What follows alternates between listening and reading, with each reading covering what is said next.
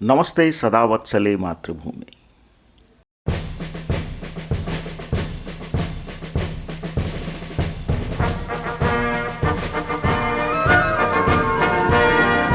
would also like to thank you for organizing such a dialogue with the veterans because veterans में experience बहुत है और आपने ये एक अपॉर्चुनिटी क्रिएट की है। आपने ये अपॉर्चुनिटी अपने लिए क्रिएट नहीं की है या अपनी टीम के लिए क्रिएट नहीं की है, आपने अपॉर्चुनिटी क्रिएट की है समाज के लिए। आपने अपॉर्चुनिटी वेटरन्स के लिए भी क्रिएट नहीं की जी। हम तो एक माध्यम है बताने का, आपने समाज के लिए एक ये अपॉर्चुनिटी क्रिएट की है कि आप डिफरेंट विषयों पर वेटरन्स का माइंड भी पढ़िए।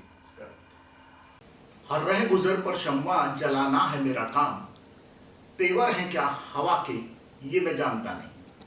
देश की सीमाओं पर हो या संपूर्ण गगन में या विशाल समुद्र में, हमारे देश के सेना और सेना नायक मुस्तैद रहते हैं तो आप और हम सुरक्षित रहते हैं। भारत की बात सुनाता हूं, डायलॉग विद वेटरन्स। आज डायलॉग विद वेटरन्स में मैं अनिल नैयर, मेरे साथ मेरे साथी group captain Narendra Verma sir, हम बात करेंगे wing commander doctor advocate S Duggal ji से। सर, भारत की बात सुनाता हूं चैनल पर एंड द प्रोग्राम जो हमारा है डायलॉग विद वेटरन्स में, आपका बहुत बहुत स्वागत है। धन्यवाद आपको भी और आपके दर्शकों को भी। अच्छा, पिछली सरकारें इस देश में, अभी जो प्रेजेंट सरकार है और जो पिछली सरकारें रही, दोनों में आप क्या अंतर देखते हैं? प्रेजेंट लीडरशिप और पिछली लीडरशिप में क्या अंतर था जी? तो प्रेजेंट लीडरशिप, मैं किसी के कहने पे ये बात नहीं बोल रहा, मैंने खुद भी देखा है, जो आदमी को अपनी लाइफ में भी इंश्योर करना चाहिए। एक डिसिसिव लीडरशिप है, डिसीजन लिया है। कई लोग हैं उसकी क्रिटिसिज्म करते हैं, कई लोग, पर वो टिके हुए हैं। हाँ, कुछ चीजों पे वो टिके हुए हैं, कुछ चीजें पे वो सजेशन इनवाइट करके थोड़ा चेंज हो जाते हैं। वो हमको पर्सनल लाइफ में भी सीखना चाहिए। हमको डिसिसिव होना चाहिए, हमको ढीले मन से कोई काम नहीं करना चाहिए। शायद प्रेजेंट लीडरशिप में लोग जो हैं, जो लीडर्स हैं, वो अपनी लाइफ में वो सब देख चुके हैं कि भाई ढीली लीडरशिप से ढीले निर्णय होंगे, उसको लोग ढीले तरीके से लेंगे और अपने तरीके से लागू करेंगे और उसका फायदा उठाएंगे। शायद ये हो सकता है माइंडसेट, ऐसा मेरा ख्याल। तो ये एक जो टीवी चैनल में कई बार बोल देते हैं, कई लोग पॉलिटिकल लीडर्स भी बोल रहे हैं, मैं ये नहीं कहता कि सिर्फ सेंट्रल लीडरशिप ही डिसीसिव है। मैं तो ये चाहता हूं कि जिस भी जगह में other than the present leadership है वो सारे डिसीसिव हों। वो क्या हमें ये करना है, वो हमको दिखता नहीं है किसी भी, कई जगह पे। अब जैसे यूपी की बात करें, मैं ये नहीं कह रहा बहुत अच्छा काम कर रहे हैं या बहुत खराब काम कर रहे हैं, मैं कह रहा हूँ डिसीसिव है वो एक डिसीजन लेते हैं कि होर्डिंग लगा दो।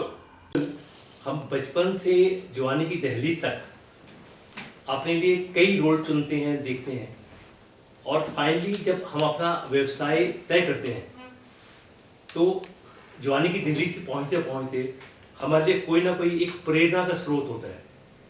और आजकल या पहले भी डिफेंस सर्विसेज में बहुत कम लोग जाते थे, तो आपने डिफेंस सर्विसेज को अपना एज कैरियर चुना, तो आपके लिए क्या प्रेरणा रही होगी उस टाइम कि आपने बाकी व्यवसाय छोड़ के डिफेंस सर्विसेज को अपना कैरियर चुना? आपने बिल्कुल मन की बात पूछ ली, जो शायद मैं एक्सपेक्ट कर रहा था कि कभी कोई पूछेगा मुझसे, और मैं इस चीज़ का जवाब खुद को ही देता था, कभी किसी को देने का ऐसा मौका मिला नहीं। Thanks for the question. People were more aware about the army because Sagar में महार रेजिमेंटल सेंटर था, जो कि बहुत बड़ा सेंटर है, महार का ट्रेनिंग सेंटर है, और 36 इन्फेंट्री डिवीजन है, उसकी ब्रिगेड कई जगह पर लोकेटेड है उसकी। लोगों को, कई लोग तो एयरफोर्स ठीक से प्रोनाउंस भी नहीं कर पाते थे, और नेवी का तो आप पूछो ही हाल मत पूछो, उनको तो मालूम ही नहीं नेवी कौन गार्ड करता है कोस्ट को। और जैसा मैं बता रहा था, बॉर्डर रोड ऑर्गेनाइजेशन और कोस्टल गार्ड्स की तो किसी को पहचान ही नहीं थी। तो मुझे लगता था कि rather than teaching in the class, if I set an example by joining forces, मैंने भी एनसीसी ज्वाइन किया था, आर्मी विंग, सी सर्टिफिकेट पास किया अल्टीमेटली कॉलेज लेवल में जो होता है। तो मुझे लगता था कि that probably will be the education which will be left with the students for lifelong, whether girls or for boys। उस टाइम तो गर्ल्स का हम ज़्यादा सोचते नहीं थे। Probably that triggered my mind, and one day I saw the advertisement for the ground duty officers in the Times of India. You may recall that there used to be, huge advertisement in the newspapers in the Times of India, and I applied. मेरे साथ में 2-3 लोग मेरे university के और भी गए जो मेरे कुलीग थे, क्योंकि they were all, when I came back to the staff room, I said I have applied. They said, why can't we also apply? You also apply. तो वो भी हमारे साथ गए। बनारस में हमारा सर्विस सिलेक्शन बोर्ड था, वहाँ पे by the grace of God and the blessings of the parents and probably the nature wanted the example to be set, I was selected, and my other colleagues they were in other professions. They rose to some other level in the college and university. That was good enough. So ये जो example था, जो teaching out of the class, आज colleges में बात करते हैं कि teaching out of the class, so probably that was the biggest teaching out of the class which I give. Now you will ask, did you actually see the result materialising? Yes, I saw. Within 3 to 4 years I found students who have done MSc Physics and MSc Maths have joined different branches, including somebody joined as in Met branch also. Okay. And my biggest satisfaction was when we have land there, still we have got a lot of land there, which I go, my mother stays there. I go back and keep in touch with the university. One of my biggest satisfaction was that the registrar of that university was a group captain. Okay. So that was very big, achievement for, I can't, I just have to pat my back that I made some change. And when I used to talk to my other school time friends, they said, यार तेरे जाने के बाद there were so many people who have joined Air Force. हाँ, उस time में at that time you were alone. And so that was the trigger, and that was the material change that I have brought, which probably will last with me, which I cannot share that happiness with somebody else. In fact ये आपके लिए खाली अपने लिए प्रेरणा नहीं था, आप दूसरों के लिए भी एक प्रेरणा का स्रोत बने। जब मैं यूनिवर्सिटी में पढ़ाता था तब मैंने एक बात देखी थी, महसूस भी की थी, कि बीए में जब लोग हिस्ट्री सब्जेक्ट लेते थे, so they were generally look down upon, क्या तो इतिहास पढ़ेगा, हिस्ट्री पढ़ोगे। लेकिन जो हमारे टीचर थे, एक सिंह साहब थे, वो कहते थे इतिहास, वो टिपिकल हमारे जो 1975 की बात कर रहा हूँ मैं, 75-76 में मैंने 11th किया, वो कहते थे इतिहास को पढ़ना बहुत जरूरी है।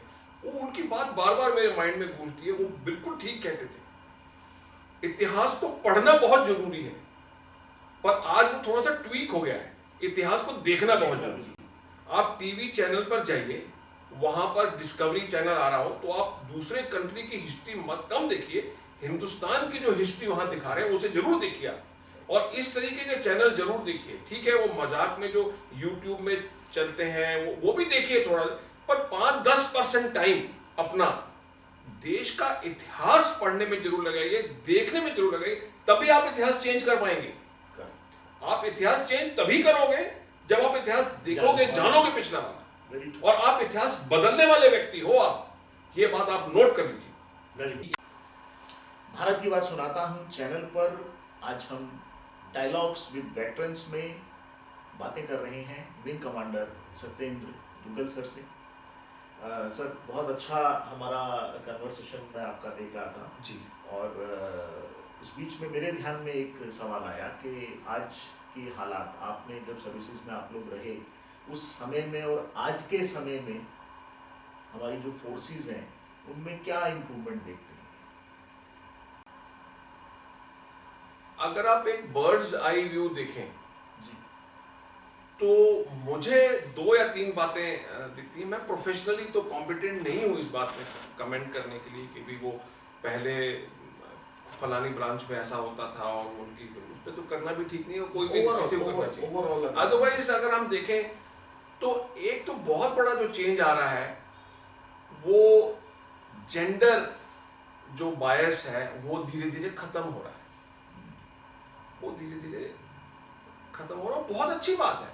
when we say somebody is a better half or when we say somebody that gender constitutes approximately 50% of the population, I think they need to be given equal representation in every job, everywhere. As he said that archaic laws are being, so this is one of the biggest example of an archaic law and act or regulations being set aside and that is going up. The government, अभी recently मैं एक पढ़ रहा था, कल का ही शायद supreme court ने कहा है एक रिट पिटीशन के ऊपर कि जो विमेन कमीशन है उसको प्रॉपरली वेटिंग नहीं की जाती और उनको सारों को कमीशन नहीं दी जाती, उनके लिए कुछ डिफरेंट यार्डस्टिक है। उन्होंने पूरी बात पूरे शब्दों में नहीं की पर उन्होंने कह दी अपनी बात और उन्होंने ये भी बोल दिया कल कि आप इसके लिए एक स्पेशल बोर्ड बनाओ जो 236 या जो भी रिजेक्ट हुई या जो लाइन में है उनके लिए अलग से बनाओ। That is the biggest change happening. It is not only the mindset of the government which started with the Air Marshal Suri's time, I think, with the government and then with the courts. That is number 2 is मैं बहुत बड़ा हिमायती हूँ इस बात का कि हमारे rank structure बहुत ही ज़्यादा इम्पॉर्टेंट है, क्योंकि किसी भी जगह काम करें रैंक स्ट्रक्चर बहुत जरूरी है। आईएएस में भी चले जाओ, IAS is like IAF, एक वो सर्विस है, उसके बाद में वो ट्रेनी IAS है या 3 साल वाला है या 5 साल वाला है या SDM बनता है, फिर DC बनता है, फिर डिप्टी सेक्रेटरी या जॉइंट सेक्रेटरी बनते हैं, एडिशनल चीफ सेक्रेटरी बनते हैं, उस तरह से ये सोच में भी।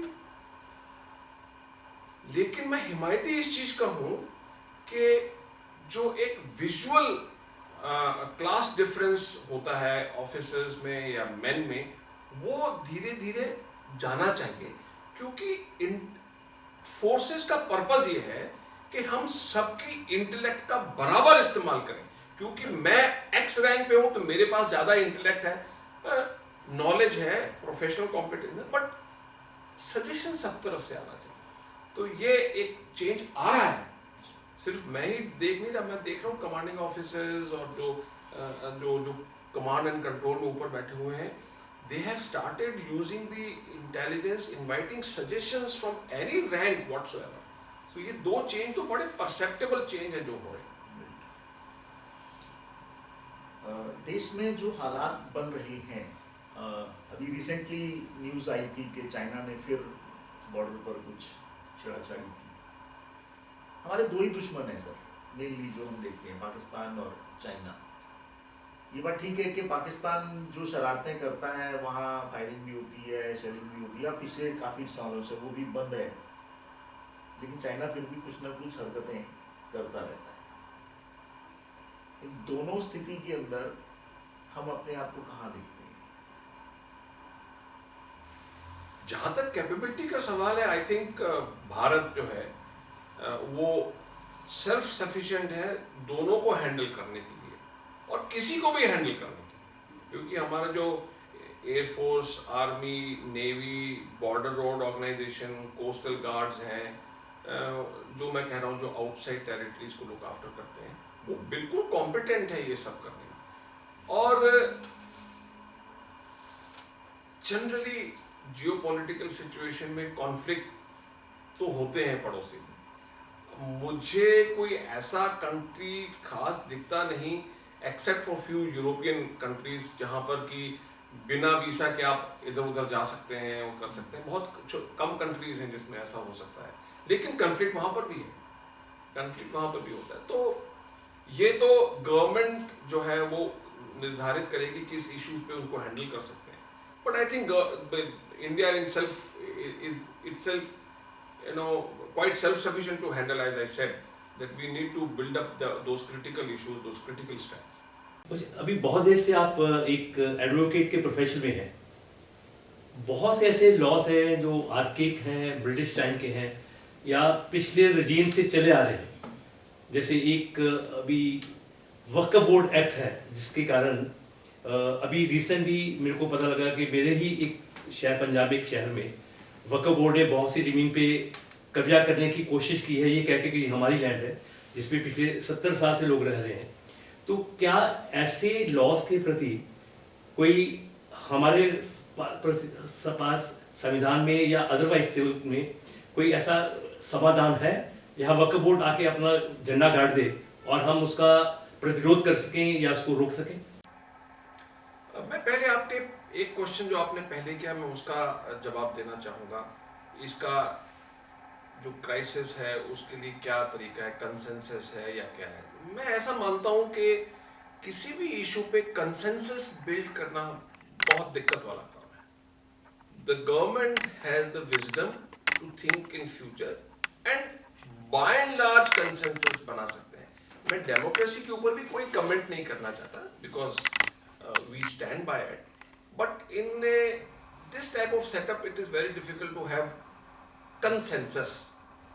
That means 100% agreement to that. Probably that's not possible. So, by and large, that is one. Second, आपने आर्काइक लॉज के और एक्ट्स के बारे में पूछा और आपने एक स्पेसिफिकली वक्फ बोर्ड के बारे में पूछा। मैं किसी भी कम्युनिटी या किसी भी बात पे बोलना नहीं चाहूंगा। मैं सिर्फ एक ही बात बोलना चाहूंगा, जो भी एक्ट या जो भी लॉ है उसे बाय स्पिरिट एंड लेटर उसको इंप्लीमेंट करना चाहिए। ऐसा नहीं है कि जो गलत तरीके से कोई चीज कर रहा है उसको कंट्रोल नहीं करते। पहले भी लॉ थे, ब्रिटिशर्स ने भी वो लॉ बनाए, कुछ सोचकर बनाए। जनरेशन चेंज हुई, हम आज की जनरेशन में आ गए, लॉज बन रहे हैं और उनको भी उनमें भी चेंज लाया जा रहा है। Biggest problem I feel, I may like to give myself free hands, my word some free hands there and say biggest problem is in implementation. You see the law comes, central act, I am talking about the central act, I am not talking about the state. The law comes, it is differently applied in A state, it is very differently applied in B state, and it is very bad, differently or badly you may say, applied in state number C. That is because people have different visions, and that's why I said we are passing through a crisis. People must get together and build up the nation. जो किसी चीज पे कब्जा कर लेता है वो सिर्फ वक्फ बोर्ड ही नहीं, वो दूसरे लोग भी कब्जा करते हैं। अगर वो उस दूसरे लोग पे कब्जा करने वाले पे वो नियम लागू होता है तो वक्फ बोर्ड पे भी वो लागू होना चाहिए। कोई और धार्मिक संस्था है अगर वो उस पर लागू कर रहा है, गलत तरीके से आप उपाय कर, वो करना चाहिए उनको।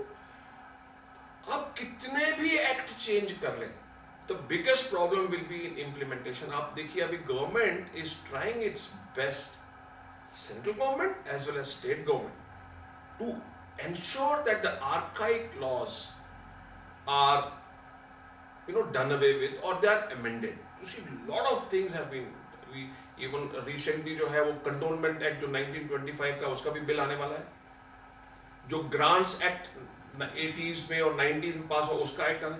तो क्या 1925 से किसी ने सोचा नहीं? It is a very good thing that the government is trying to do that. Why I brought in this Grants Act and the Cantonment Act? Because I am from the defense forces. So it's a good thing, it's an evolving thing, and government is doing its best. Government of the day is doing its best, but something needs to be done as far as the introspection is concerned by the enforcement agencies, whether advocates or whatever it is, the police or whatever it is, enforcement agencies, to ensure that it is, जिसको हम हिंदी में कहते हैं ना अक्षरशः या वो letter in spirit में उसको इम्प्लीमेंट करना चाहिए। हालात देश के जो बन रहे हैं, कुछ ऐसी भी परिस्थितियां बन रही हैं हमारे देश में कि इंटरनल हालात स्टेट वाइज भी अगर हम देखें, अगर हम वर्ल्ड वाइड देखते हैं तो हमारा देश एक समय विश्व गुरु था। हमारे देश का नक्शा अफगानिस्तान पाकिस्तान तो हमारे ही अंग से, हमारे से ही कट के अलग हुए हैं, ये हम सब जानते हैं।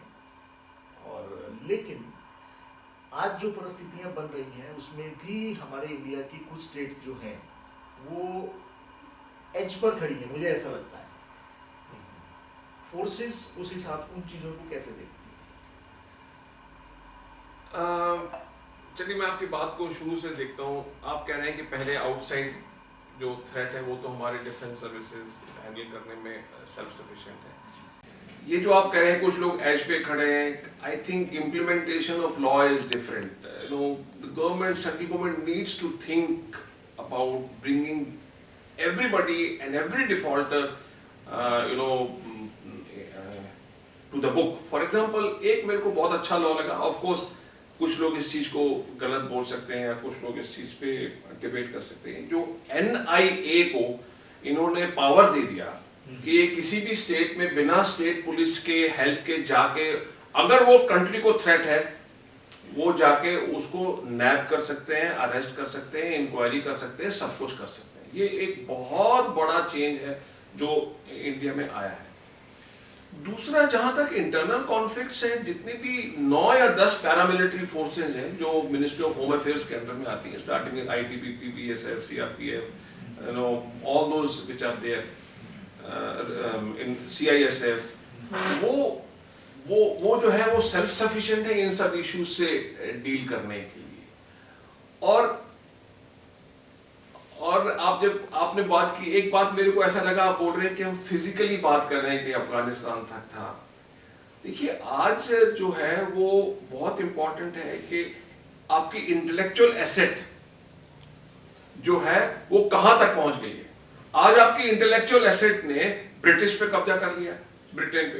You know I am using a phrase कब्जा कर लिया because the person of Indo African you know this thing originality is there. Sunak is there, who is son-in-law of Narayan Murthy. Correct. तो कब्जा कर गया, instance he is there to mark your presence. Similarly, when you say about talk about the USA, most of the Fortune 500 companies, most have either people at the top or people at the decision making or their workforce. So you don't need to capture the physical boundaries today.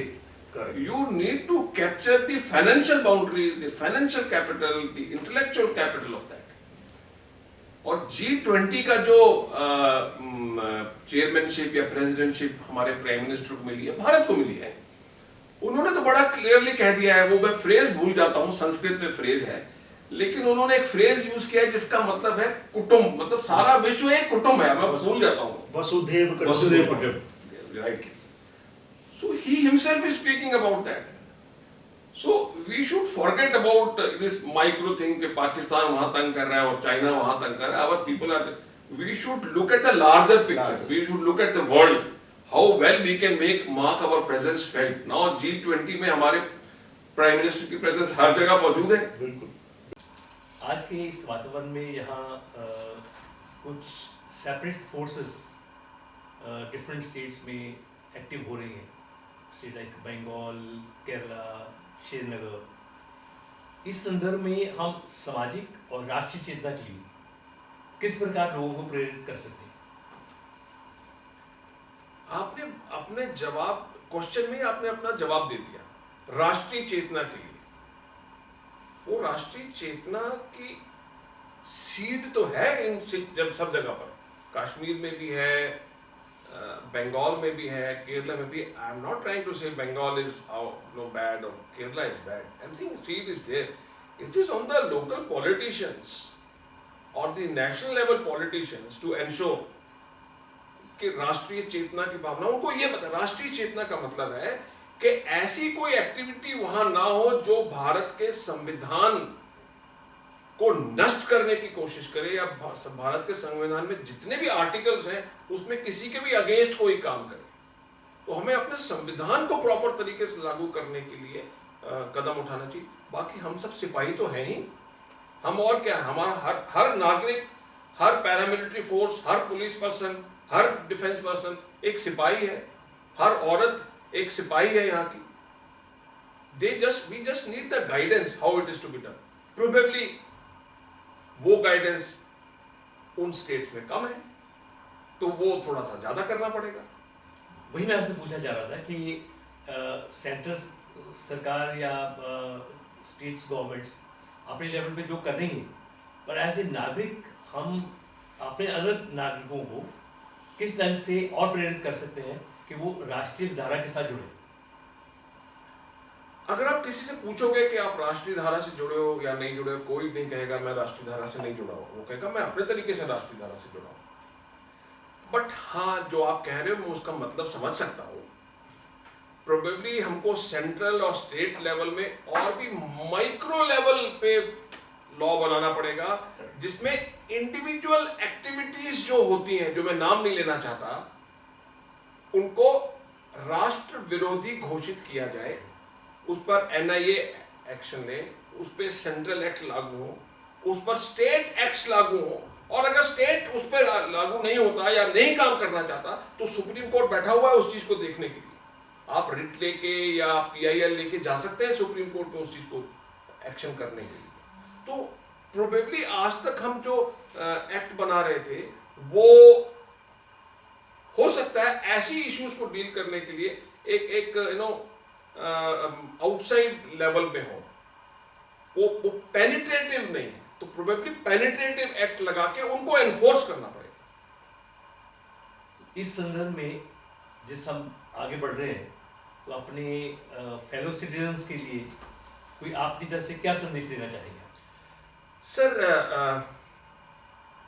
It's a very important thing, because हमें अपनी जो existence है इस world में justify करनी पड़ती है, करनी भी चाहिए, as an individual, as a family member and as for the society.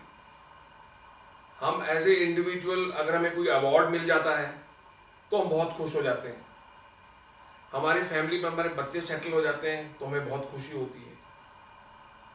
हमारे इसी तरह से अगर हम समाज में भी कोई काम करें, कोई बदलाव लाएं अपने लेवल पर, बिना किसी गवर्नमेंट के सपोर्ट के, बिना किसी को बोले कि तू मेरे साथ चल तब ये बदलाव होगा, अगर हम कर सके तो बहुत जरूरी होगा। Therefore I would set it for my self, I have already set for my self कि मुझे इंडिविजुअली क्या एक्सेल करना है, मेरी फैमिली को कहां तक जाना है, क्या एक्सेल करना है, और मैंने समाज में क्या बदलाव लाना है, whether in the political thinking और in any other social work by which some change can be brought which somebody else can carry forward।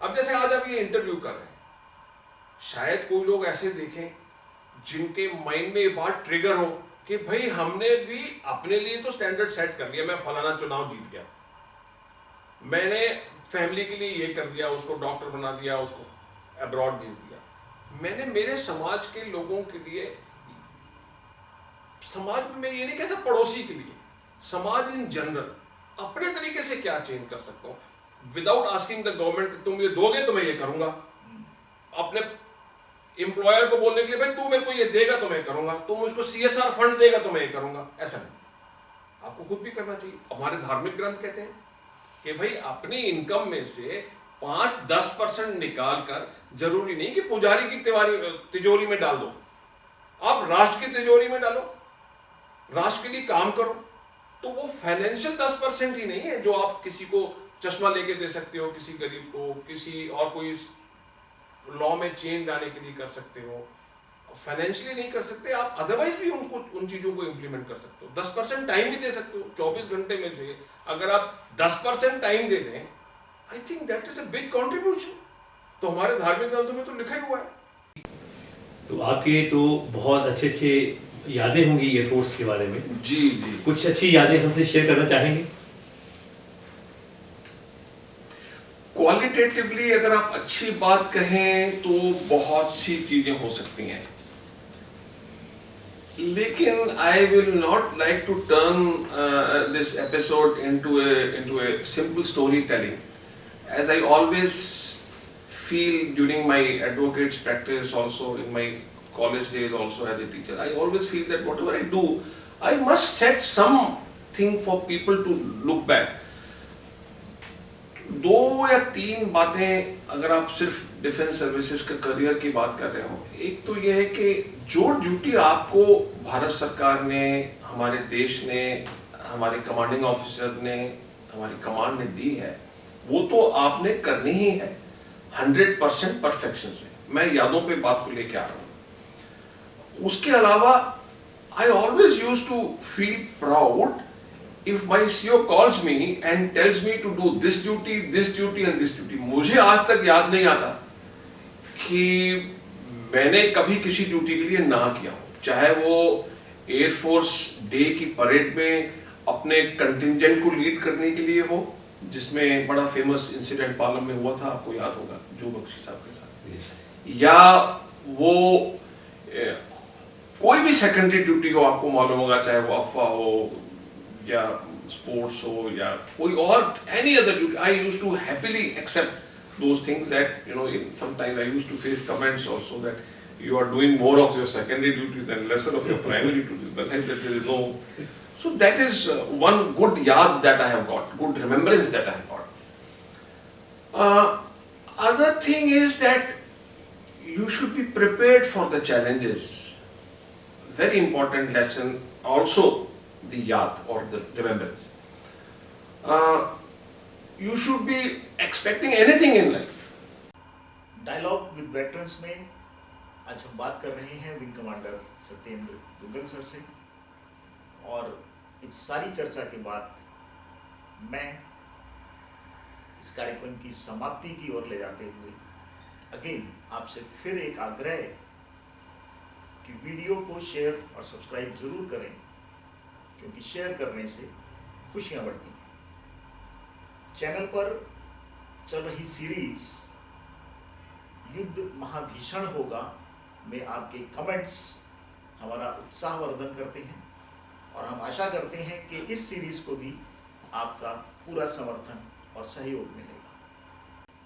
सो आज का आपने सर हमारे चैनल के लिए हमें समय दिया और बहुत सी बातें जो हमसे शेयर की, वास्तव में मेरे लिए भी सीखने की थी, और मैं उम्मीद करता हूं कि जो लोग भी खासतौर पे युवा वर्ग जो हमारे इस सीरीज को देखेंगे वो जरूर इंस्पायर्ड होंगे। So Duggal sir, thank you so much. But I would also like to say something. Yeah, sure, sir. I would also like to thank you for organizing such a dialogue with the veterans, because veterans में experience बहुत है, और आपने ये एक opportunity create की है। आपने ये अपॉर्चुनिटी अपने लिए क्रिएट नहीं की है या अपनी टीम के लिए क्रिएट नहीं की है, आपने अपॉर्चुनिटी क्रिएट की है समाज के लिए। आपने अपॉर्चुनिटी वेटरन्स के लिए भी क्रिएट नहीं की जी, हम तो एक माध्यम है बताने का। आपने समाज के लिए एक ये अपॉर्चुनिटी क्रिएट की है कि आप डिफरेंट विषयों पर वेटरन्स का माइंड भी पढ़िए।